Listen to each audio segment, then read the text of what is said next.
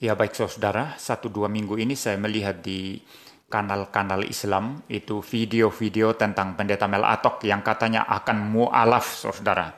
Nah kalau saya ditanyakan apakah Pendeta Mel Atok itu bisa mu'alaf, saya jawab 99,99% dia bisa mu'alaf. Saya jawab 99,99%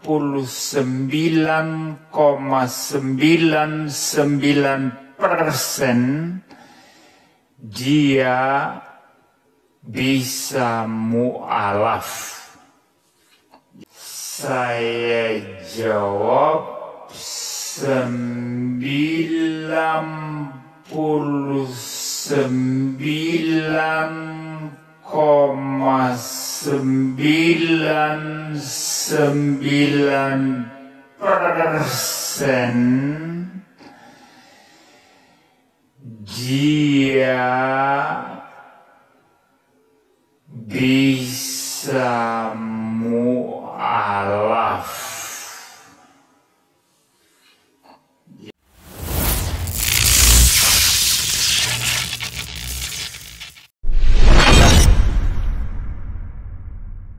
Bismillahirrahmanirrahim. Ya baik saudara, 1-2 minggu ini saya melihat di kanal-kanal Islam itu video-video tentang Pendeta Mel Atok. Assalamualaikum warahmatullahi wabarakatuh, sahabat Pila dimanapun sahabat Pila berada. Kali ini kita akan mereaksi sebuah video pernyataan daripada Pendeta Pak MYM.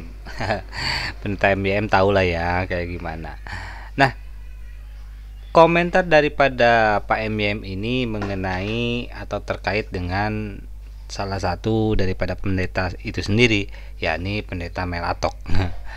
Nah, lantas seperti apa sih ya komentar yang diberikan oleh Pak MYM kepada Pak Pendeta Mel Atok terkait fenomena-fenomena yang sekarang lagi viral, di mana Pendeta Mel Atok ini seolah-olah mau menuju ke hidayah atau ke kebenaran. Dibuktikan dengan banyaknya video-video baik di channel-channel muslim maupun di tayangan-tayangan video beliau yang merasakan adanya kebenaran dalam Islam, terutama dalam pembahasan mengenai kemarin yang heboh itu tentang LGBT ya, bagaimana Pendeta Mel Atok itu mengungkapkan rasa syukurnya di Indonesia itu mayoritasnya Muslim. Coba kalau masih mayoritasnya Kristen, waduh, sudah bisa dibayangkan bagaimana terjadinya dan apa yang akan terjadi di Indonesia. Lantas bagaimana pernyataan lengkap atau komentar lengkap daripada Pendeta MYM ini? Kita akan simak bersama-sama. Jadi tetap terus di Panji Islam Media.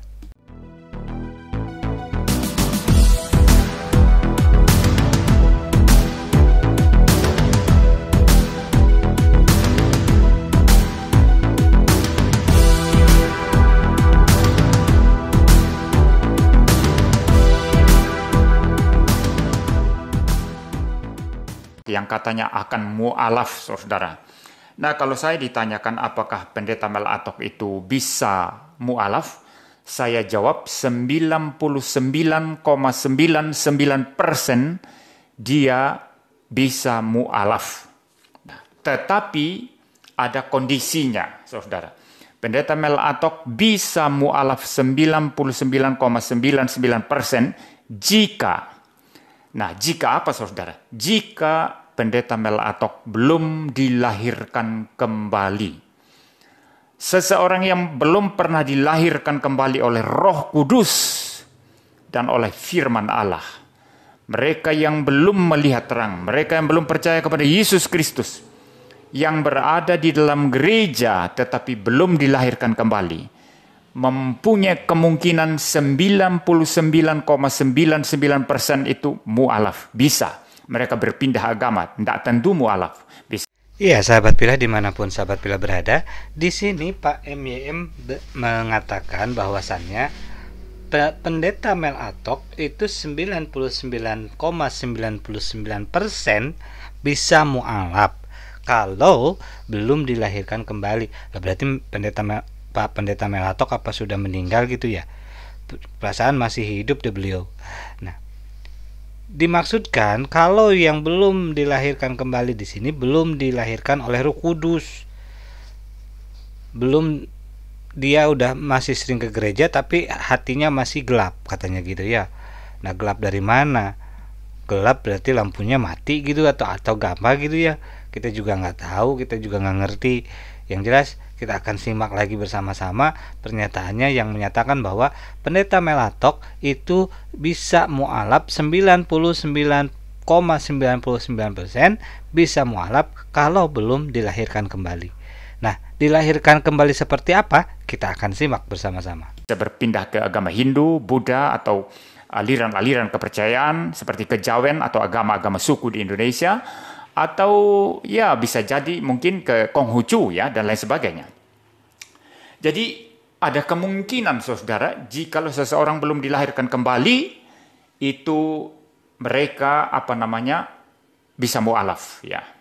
Jadi kalau Anda tanya kepada saya apakah pendeta Melatok bisa mualaf, saya jawab ada kemungkinan 99,99% bisa mualaf jika pendeta Melatok belum dilahirkan kembali. Nah, mengenai pendeta Melatok ini apakah seseorang yang sudah dilahirkan kembali atau tidak, saya akan memberikan penilaian di akhir daripada video ini saudara. Saudara harus mendengarkan dan teliti seluruh video ini saudara ya. Tapi tentu saja saya tidak bisa menilai hati ya. Saya tidak bisa menentukan apakah pendeta Melatok ini sudah dilahirkan kembali atau belum, karena saya tidak maha tahu. Yang tahu hati itu adalah Tuhan ya. Tetapi dari pengamatan saya dari luar ya, dari khotbah-khotbah pendeta Melatok, paling tidak saya bisa memberikan indikasi-indikasi apakah dengan hal-hal yang ditunjukkan oleh pendeta Melatok dalam khotbahnya ya, dalam pelayanannya itu, apakah pendeta Melatok ini adalah seorang yang sudah dilahirkan kembali atau tidak. Paling tidak saya bisa memberikan indikasi-indikasinya ya. Nah, saya kembali kepada masalah kelahiran baru. Mengapa seseorang yang sudah dilahirkan kembali itu tidak mungkin mualaf ya. Saya akan membaca satu bagian Alkitab yang sangat penting sekali di dalam Injil Yohanes pasal 3, mulai dari ayat yang kedua. Saya akan membaca.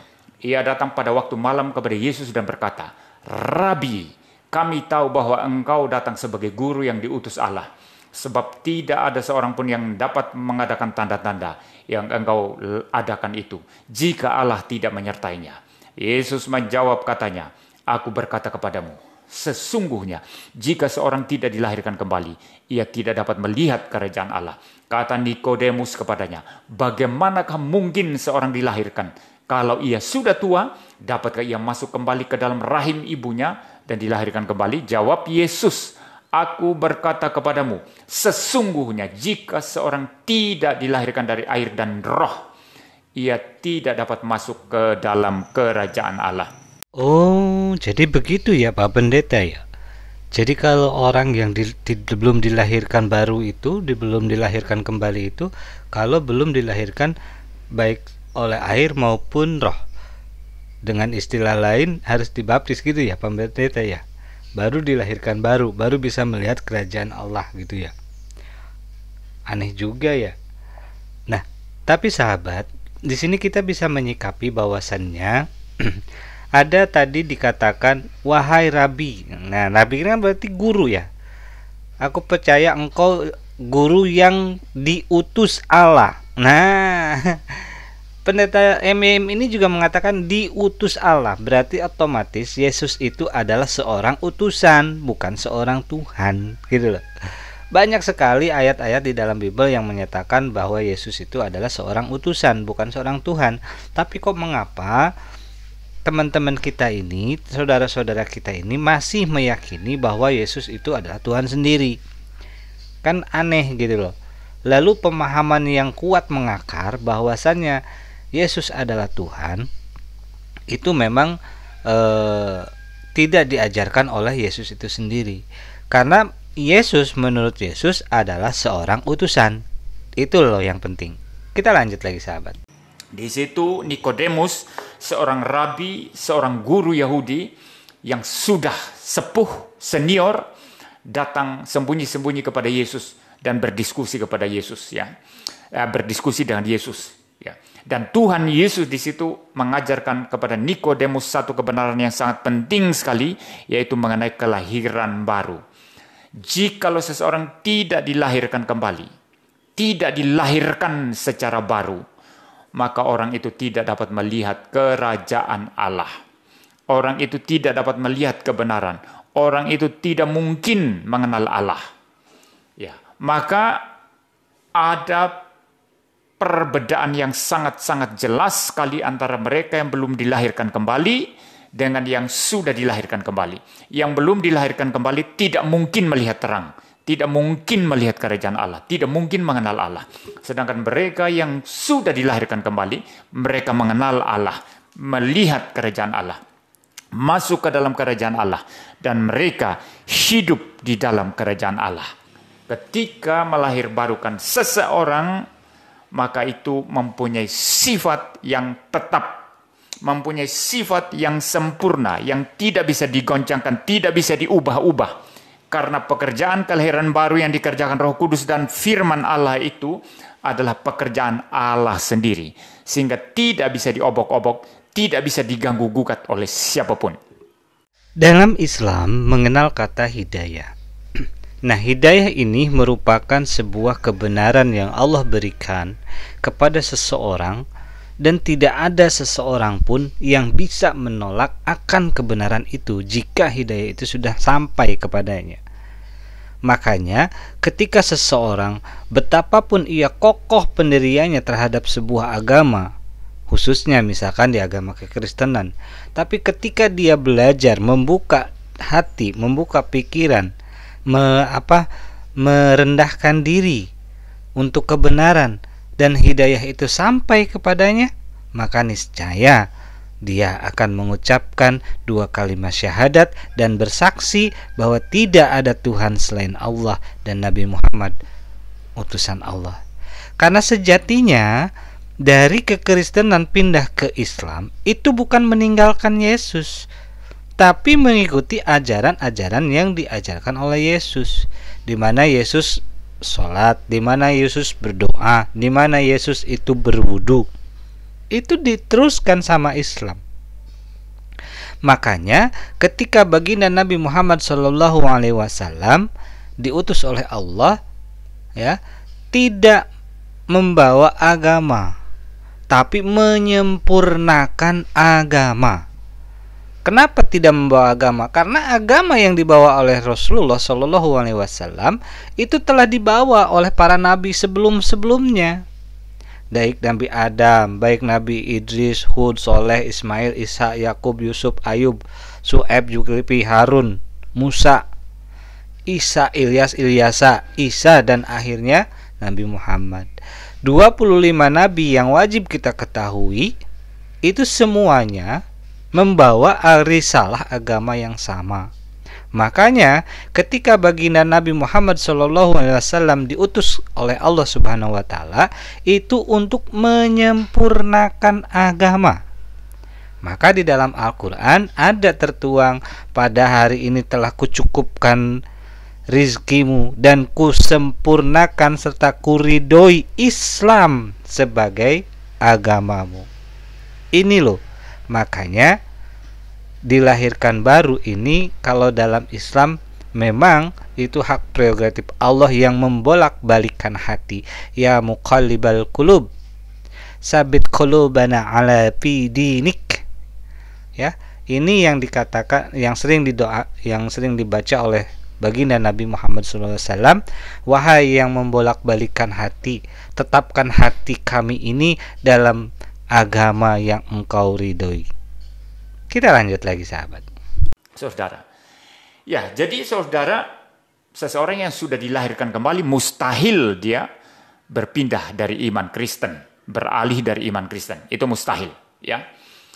Nah, saudara, kalau pendeta Mel Atok sudah dilahirkan kembali, ya, tidak mungkin mu'alaf, mustahil mu'alaf. Tetapi kalau pendeta Mel Atok ini belum dilahirkan kembali, 99,99% dia bisa mu'alaf. Kristen yang sudah percaya kepada Kristus, yang sudah dilahirkan kembali, itu menjadi tidak mungkin beralih iman atau tidak mungkin berpindah iman, saudara. Yang pertama kita akan membaca sekali.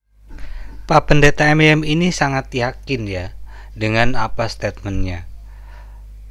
Jika seseorang Kristen telah dilahirkan kembali oleh Roh Kudus, air dan Roh Kudus katanya ya, tidak mungkin akan berpindah iman atau berpindah keyakinan. Baik itu ke agama Hindu, Buddha, Konghucu. Kok Islamnya nggak disebutin Pak Pendeta? Takut. Nah, padahal yang memberikan hak itu adalah Allah Subhanahu wa Ta'ala. Tadi sudah disinggung, ketika hidayah itu sudah sampai, nggak ada seorang pun.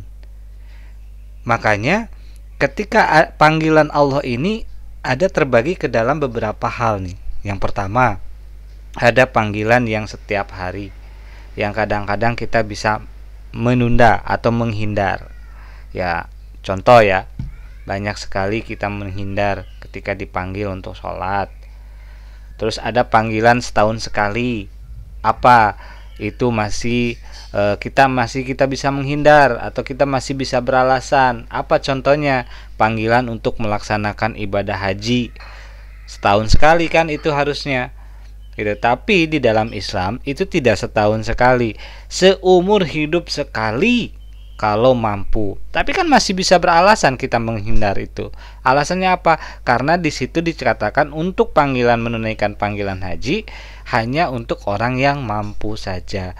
Mampu dalam artian apa? Mampu dalam biaya, mampu dalam perjalanan, mampu meninggalkan biaya orang yang ditinggalkan untuk melakukan perjalanan ibadah haji, sehingga dan mampu kembali ke tanah air dengan keadaan sehat walafiat. Lantas ada satu panggilan yang tidak bisa dielakkan oleh kita, oleh seluruh makhluknya. Panggilan yang paling utama oleh Allah Subhanahu wa Ta'ala, dan tidak ada satupun makhluk di dunia ini yang bisa menolaknya, yakni panggilan untuk kembali kepada Allah Subhanahu wa Ta'ala. Kapanpun, dimanapun, sedang apapun itu, ketika panggilan itu datang, maka kita langsung menghadap Allah Subhanahu wa Ta'ala. Apa itu? Panggilan maut atau panggilan kematian. Ini makanya Pak Pendeta ini kok yakin banget tidak akan mungkin berpindah keyakinan. Kalau Allah berkehendak, apa yang mau dikata? Gitu loh. Kita lanjut lagi. Efesus pasal 1 ayat yang keempat. Dikatakan di situ, sebab di dalam Dia Allah telah memilih kita sebelum dunia dijadikan, supaya kita kudus dan tak bercacat di hadapannya. Jadi Allah Bapa merancang keselamatan itu, dan keselamatan yang dirancang oleh Allah Bapa itu adalah sifatnya tetap dan sifatnya kekal. Bahkan sebelum dunia dijadikan, Allah Bapa sudah merancangkan keselamatan bagi orang-orang pilihan. Dan apa yang dirancang oleh Allah Bapa ini sifatnya sempurna dan tetap, dan tidak bisa diobok-obok, tidak bisa diganggu-gugat oleh siapapun. Siapa berani mengganggu-gugat rancangan Allah Bapa? Siapa berani mengganggu-gugat orang-orang pilihan Allah Bapa? Di mana orang-orang pilihan ini ditetapkan untuk menerima karya penebusan Kristus, untuk mereka diselamatkan di dalam Kristus. Tidak ada, saudara. Nah, ini yang pertama. Sekarang, jika Allah Bapa yang merancang keselamatan sehingga keselamatan itu tidak tergoncangkan, itu bersifat tetap, tidak bisa dirusak, diubah-ubah, diobok-obok oleh siapapun. Yang kedua, dikatakan lagi bahwa Yesus Kristus sudah berkorban untuk orang-orang pilihannya, untuk orang-orang percaya, saudara. Berkorban, mati, tumpahkan darahnya di atas kayu salib. Dalam satu bagian Alkitab dikatakan bahwa orang percaya sudah dibeli dan harganya lunas dibayar. Nah, di sini sedikit ya Pak Pendeta, sedikit saja ingin meluruskan atau ingin menanyakan. Jika kita memang sudah ditebus oleh Yesus yang mengorbankan dirinya atau mengorbankan fisiknya untuk disalibkan, ditumpahkan darahnya, ya. Seperti itu dikatakan untuk penebusan dosa. Berarti sampai saat ini umat Kristen itu sudah tidak mempunyai dosa lagi. Umat Kristen sudah terbebas daripada dosa. Lantas kalau misalkan masih ada dosa, buat apa pengorbanan yang dilakukan oleh Yesus itu sendiri, mengorbankan dirinya, ditumpahkan darahnya? Buat apa dilakukan itu? Terus untuk siapa? Kalau dikatakan untuk hanya orang yang percaya, berarti tidak semua orang Kristen percaya akan hal itu. Lantas ini pemahaman yang bagaimana yang harus bisa kita terima? Kan itu Pak Pendeta intinya. Hanya untuk bertanya saja Pak Pendeta, bukan untuk mengajak debat atau apal gitu ya. Tapi hanya untuk bertanya, untuk apa melakukan hal itu? Apakah itu dicontohkan atau diperintahkan? Sedangkan daripada 10 hukum Taurat itu dikatakan dilarang membunuh manusia. Nah, kok ini seperti ini Pak Pendeta? Dan atas dasar dan perintah siapa adanya penyaliban terhadap Yesus Kristus itu sendiri? Tolong dijelaskan ya Pak Pendeta. Kita lanjut lagi sahabat. Harga lunas dibayar oleh siapa? Oleh Tuhan Yesus yang mati terkutuk di atas kayu salib. Dan bukan hanya itu ya, dibayar juga dengan ketaatannya dari lahir sampai mati. Yang mengklaim hidup kekal, lalu kemudian mati di atas kayu salib untuk membereskan semua dosa-dosa manusia yang percaya kepada Dia, yaitu orang-orang pilihan, saudara. Ya, jadi saudara, mari kita melihat satu ayat sekarang. Yang berikutnya yaitu di dalam 1 Korintus 6 ayat 20. Dikatakan di situ, sebab kamu telah dibeli dan harganya telah lunas dibayar. Karena itu muliakanlah Allah dengan tubuhmu. Sudah dibeli oleh Kristus. Dengan ketaatannya sendiri, dengan kebenarannya sendiri, dan juga dengan kematian dan kebangkitannya dari antara orang mati. Jadi kalau Kristus sudah berkorban dan membeli kita orang percaya, siapa berani obok-obok itu? Siapa berani mengacaukan itu? Darah Kristus terlalu mahal. Ketaatan Kristus dari lahir sampai mati itu terlalu mahal, saudara. Kematian Kristus di atas kayu salib itu terlalu mahal. Dagingnya yang dipecah-pecah, tubuhnya yang darahnya yang ditumpahkan itu terlalu mahal. Itu adalah pembayaran ya untuk membereskan dosa-dosa kita dengan harga yang begitu mahal, saudara. Maka tidak ada seorang pun bisa mengubahnya, tidak ada seorang pun bisa membatalkannya, tidak ada seorang pun yang bisa memisahkan kita dari Kristus yang sudah berkorban untuk kita, yang sudah membeli kita dengan hidupnya sendiri, saudara. Saya membaca ulang ayat ini, sangat indah ya, sebab kamu telah dibeli dan harganya telah lunas dibayar. Karena itu muliakanlah Allah dengan tubuhmu. Jadi kita sudah lunas dibayar, saudara. Siapa bisa mengambil kita dari Kristus yang sudah membayar kita dengan hidupnya sendiri, dengan tuntas dan lunas ya. Tidak ada, saudara ya. Satu ayat lagi.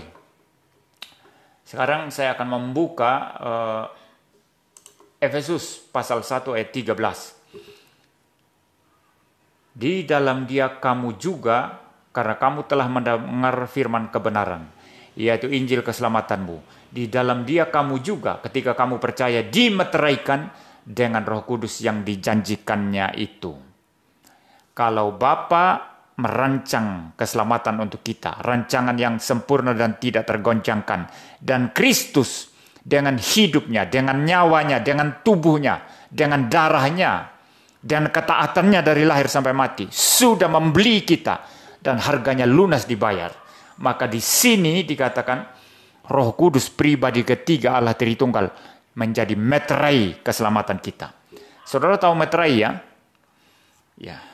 Meterai itu biasanya ditempelkan di dalam surat-surat perjanjian ya yang kita buat sebagai simbol kehadiran negara, dan surat perjanjian itu sah.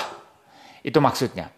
Zaman-zaman dulu, saudara, meterai raja itu tidak boleh sembarang dilepas. Engkau melepas meterai raja pada surat atau meterai raja pada tempat-tempat tertentu di mana tempat-tempat tertentu itu tidak boleh diganggu oleh orang lain, dan engkau merobek meterai raja, engkau bisa dibunuh mati, saudara. Ya. Jadi meterai itu adalah simbol kehadiran raja. Ya. Simbol kehadiran negara. Demikian juga di sini, ketika kita dimeteraikan dengan Roh Kudus. Kok ini Pak Pendeta bahas-bahas materai segala Pak Pendeta? Ya, kalau materai mah cari aja di kantor pos Pak Pendeta tuh ya, jangan bawa-bawa gitu loh. Ini esensinya yang tadi dikatakan Pak Pendeta itu apa gitu loh? Yang mengatakan bahwa 99,99% pendeta Mel Atok ini bisa mualaf.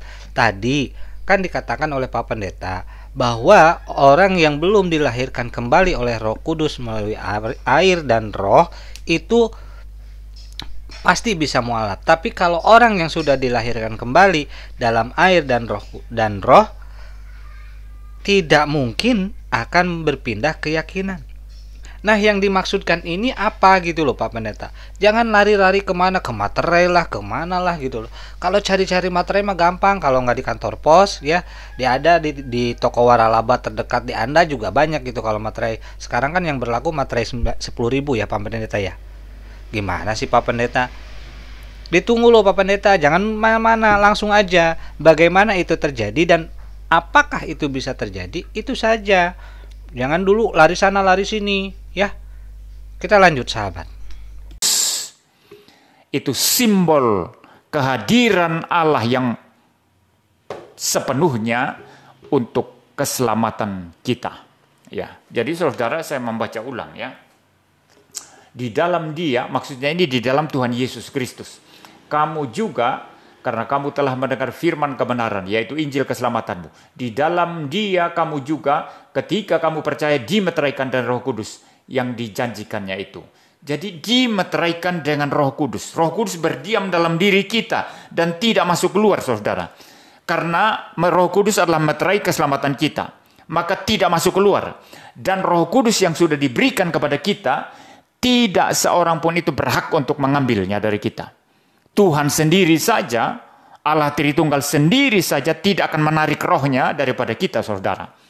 Apalagi setan, apalagi kamu sendiri, apalagi orang-orang, ya, keluarga atau siapapun ya, yang mengatakan, kamu berhenti jadi Kristen sekarang, buang Roh Kudus dari hidupmu, buang Roh Kudus dari hatimu, tanggalkan Roh Kudus. Tidak ada, saudara.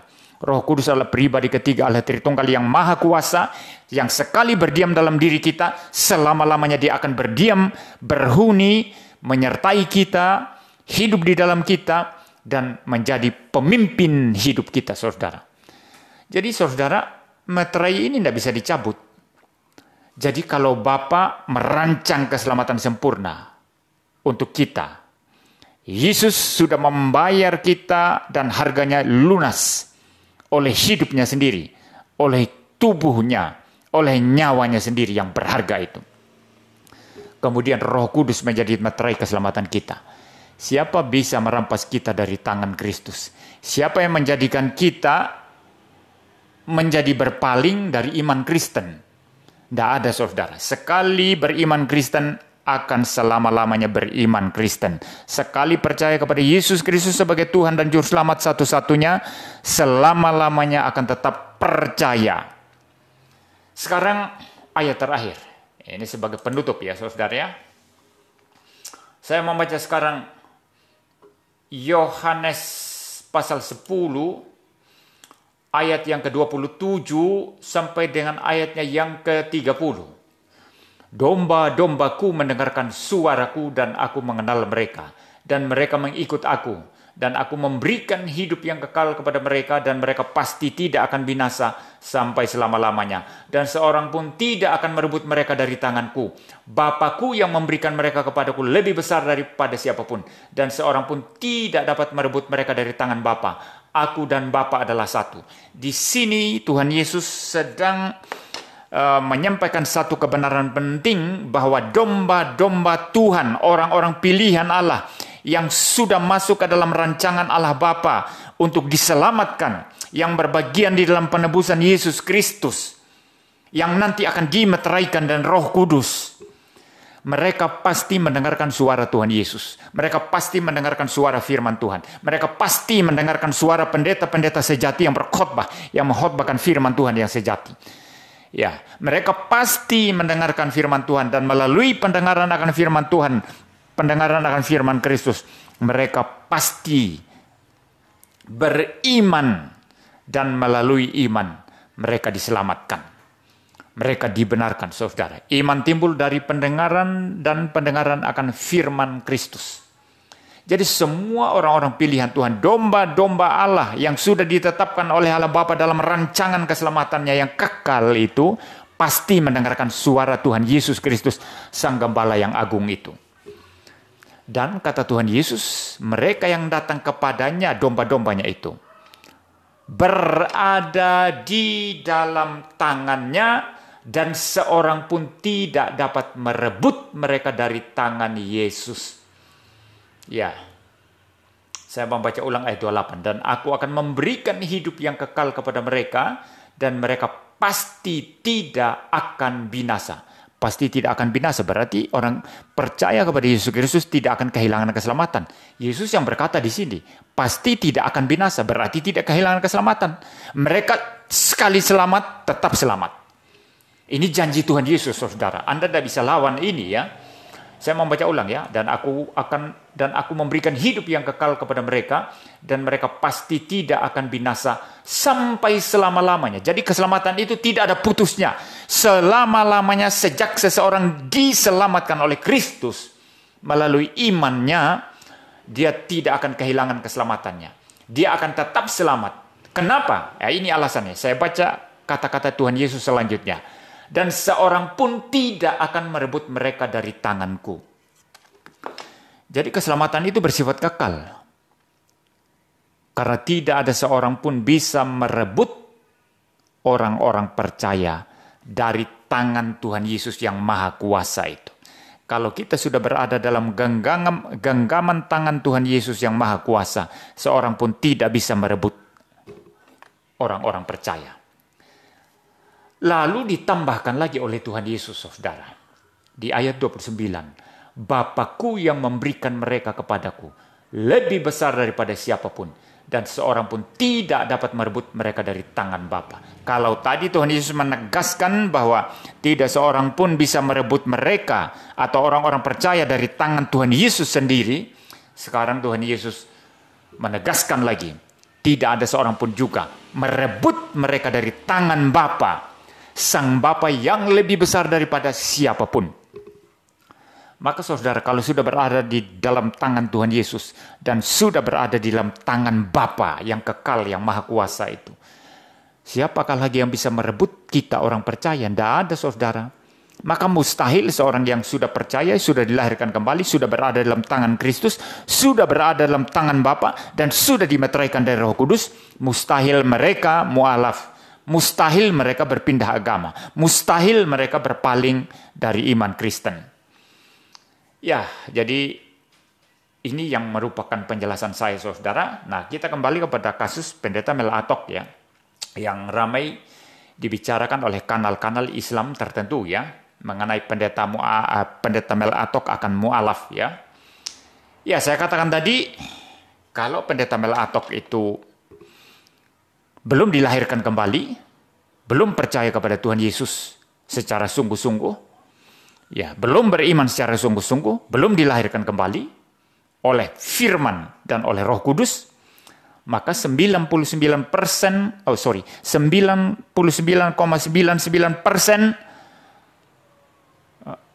pendeta Mel Atok bisa mu'alaf. Bahkan mungkin dalam waktu cepat bisa akan mu'alaf, saudara. Tetapi apakah pendeta Mel Atok ini adalah seseorang yang belum dilahirkan kembali? Nah, saya katakan tadi saya tidak tahu hati orang, ya. Ya, saya tidak tahu hati orang karena hanya Tuhan yang mengenal hati, yang melihat hati orang, ya. Hanya Tuhan yang tahu siapa miliknya, siapa orang percaya sungguh-sungguh, siapa yang menjadi orang pilihan Allah Bapa dari kekal, ya, yang dipredestinasikan oleh Allah Bapa secara kekal, siapa yang sudah berbagian di dalam pengorbanan Kristus, siapa yang sudah dimeteraikan dari Roh Kudus, hanya Allah yang tahu, hanya Tuhan yang tahu. Saya tidak tahu. Tetapi saya boleh memberi penilaian dari pengamatan-pengamatan saya terhadap pelayanan Pendeta Mel Atok, lalu kemudian juga khotbah-khotbahnya, ya dari apa yang keluar dari khotbah-khotbahnya, pengajarannya, ya sejauh yang saya amati, saya lihat di YouTube, saudara, kesimpulan saya memang Pendeta Mel Atok ini adalah seorang yang sudah dilahirkan kembali, ya. Sudah dilahirkan kembali. Tidak mungkin berkhotbah seperti itu kalau belum dilahirkan kembali. Tidak mungkin memberitakan Injil, ya, seperti itu, ya, kalau belum dilahirkan kembali. Ya, seseorang yang belum dilahirkan kembali tentu menunjukkan satu kualitas-kualitas tertentu yang kita bisa ragukan. Ini orang Kristen apa enggak ya? Ini kok ngomongnya seperti itu ya? Kok bukan seperti orang Kristen ya? Ini kok cara dia menyikapi sesuatu kok seperti bukan orang Kristen. Ya kita bisa saudara dari kualitas-kualitas yang ditunjukkan oleh seseorang ya kita bisa menilai ya walaupun itu tidak mutlak 100% benar karena hanya Tuhan yang tahu hati ya, hanya Tuhan yang bisa menilai hati orang, menilai kedalaman hati seseorang.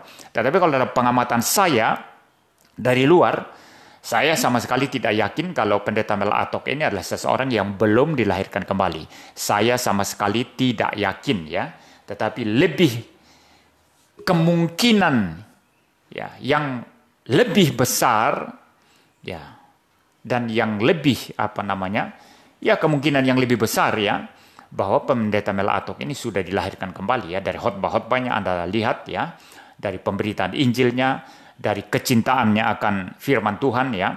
Dan menurut saya ini merupakan salah satu dari pendeta-pendeta karismatik itu yang sangat berbobot dan sangat alkitabiah di dalam bagaimana memberitakan firman Tuhan ya. Ya kalau dibandingkan dengan pendeta-pendeta karismatik yang sikira berapa kemudian tiup-tiup orang, kemudian bicara kesaksian naik turun surga, trip to hell ya. Bicara kesembuhan-kesembuhan yang ngaco-ngaco ya. Ini Pendeta Mel Atok beda sendiri dia. Saya mendengar khotbahnya, kalau mendengar khotbahnya saya merasakan Pendeta Mel Atok ini memberitakan firman Tuhan yang sungguh-sungguh saudara. Dan menurut saya Pendeta Mel Atok ini sudah dilahirkan kembali dan oleh karenanya mustahil mu'alaf saudara. Saya bicara sampai di sini, Tuhan memberkati kita sekalian. Ya, sahabat Pila dimanapun sahabat Pila berada, tadi telah kita simak ya bersama-sama pernyataan awal Pak Pendeta MYM ini meragukan akan kekristenan daripada Pendeta Mel Atok. Maka dia menjawab pertanyaan, apakah Pendeta Mel Atok itu bisa menjadi mu'alaf? Dikatakan bisa. 99,99% Pendeta Mel Atok itu bisa menjadi seorang mu'alaf. Tapi di tengah-tengah pernyataan itu ada narasi atau penyangkalan bisa mu'alaf kalau katanya kan gitu, kalau belum dilahirkan kembali.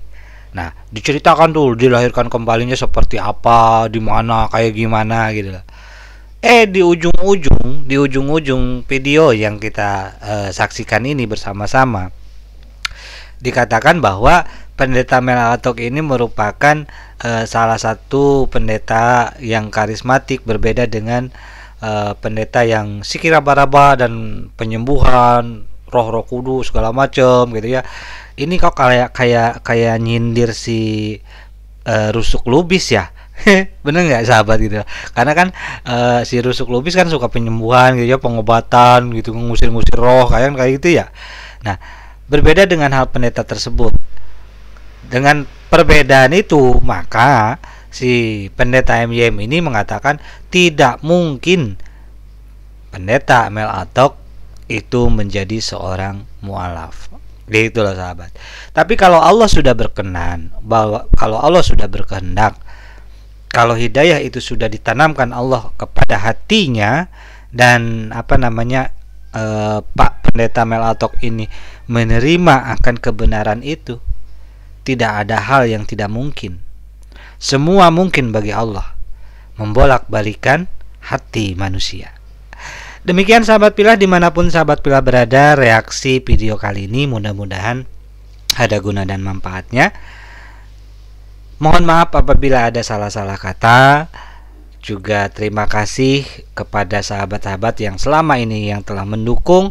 Dan bagi sahabat-sahabat yang baru menemukan channel Panji Islam Media, jangan lupa tekan like, share, komen, dan bunyikan lonceng notifikasinya, sehingga ketika kami mengupload video terbaru selalu mendapatkan notifikasinya. Jadi sekali lagi terima kasih, kami mohon maaf. Wabillahi taufiq wal hidayah. Wassalamualaikum warahmatullahi wabarakatuh. Sampai jumpa lagi.